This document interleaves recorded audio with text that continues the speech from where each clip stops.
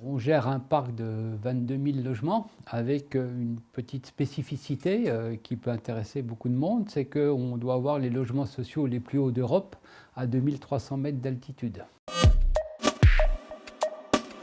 Tout simplement, tout ce qui touche le logement social et notamment le logement locatif social, c'est quelque chose qui nous importe beaucoup.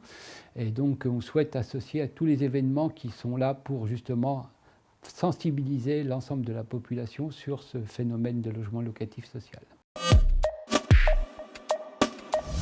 Écoutez, quand il y a une pénurie de logements, et notamment du logement locatif social, alors ça dépend des secteurs, mais le premier objectif, c'est de construire. Aujourd'hui, une des difficultés pour justement pratiquer des loyers abordables, c'est de pouvoir construire et donc de pouvoir s'appuyer sur un certain nombre de piliers que représente le logement locatif social, et notamment le logement locatif social français, qui est, j'allais dire, quelque chose d'exemplaire, qui s'appuie sur 3 piliers. Un premier pilier qui est celui d'une aide de l'État via la fiscalité, via des subventions, une sorte d'aide à la pierre.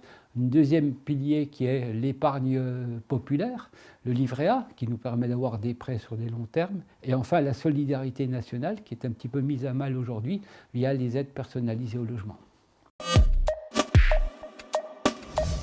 Tout dépend. D'abord, je crois qu'il faut une politique foncière très importante.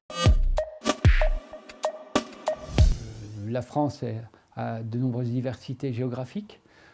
J'ai la chance aujourd'hui de représenter un secteur de montagne avec notamment des logements pour les stations de sport d'hiver, et donc de pouvoir continuer à la fois donc, de produire du logement à titre d'habitat principal, mais ne pas oublier également tout ce qui concerne le logement des travailleurs saisonniers, notamment dans les stations de sport d'hiver.